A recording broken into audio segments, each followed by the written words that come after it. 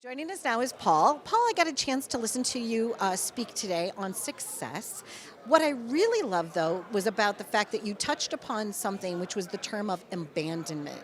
And I also have felt abandoned in my life. I was pregnant with my first child, and my mom passed away. She was my best friend. So it was the happiest time of my life and the saddest time of my life.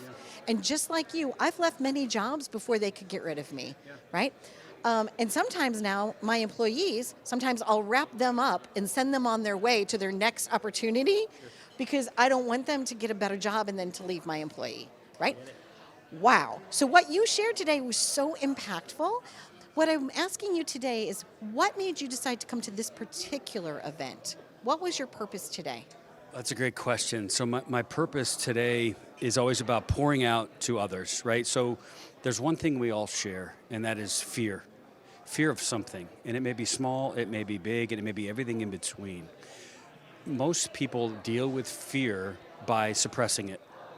And they never really let it come to fruition. They never let it come to the surface. Therefore, they never deal with it. And what that fear ends up doing is it gnaws away and it eats away at who we are and what our potential is.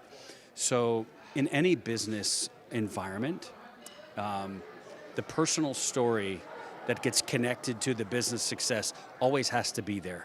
And as I shared, like I could never become a COO in a publicly traded company with dealing with a fear, without dealing with some fear, right? Like if you were hiring me and I couldn't articulate who I was and who the authentic me was, you probably pass on me in that opportunity to lead an organization like that. So I think the reason I'm here, obviously the children, right? I have three of my own children. Being here for the children, understanding that we all have a heart for somebody that's in need.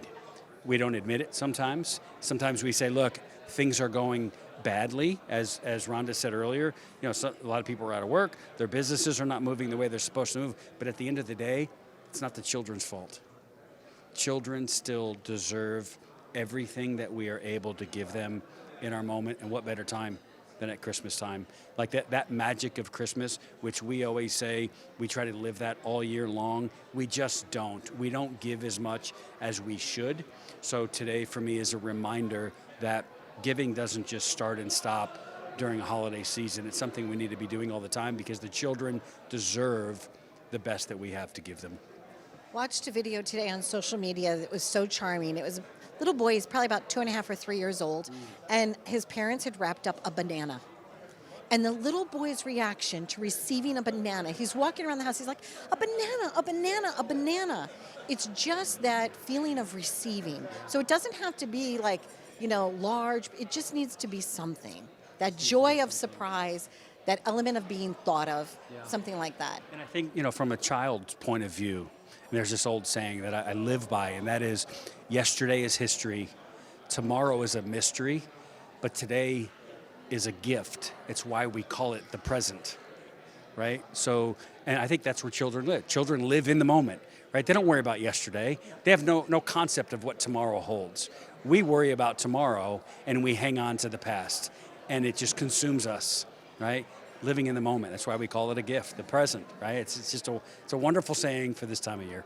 And have you met some new people in your life that have had an impact on you? Any new mentors that came by that you wanted to say thank you to? Anybody new? Because there's always an opportunity to thank our teachers when we were young, but I'm just wondering if somebody recently entered your realm of possibility. Yeah, absolutely. There are actually a couple.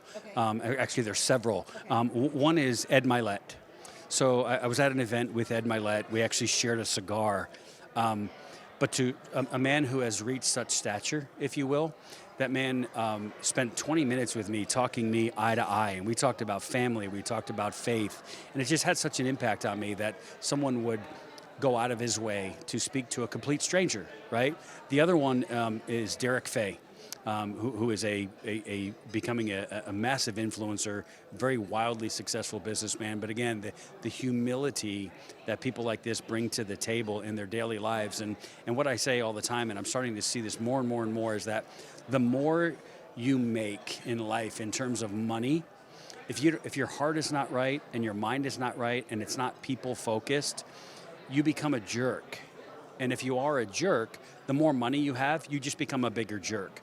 And what I've learned from wildly successful people, however you want to define that, they put people first, and they have a humility about them, and they understand that the way to success, however you define it, is about putting people first.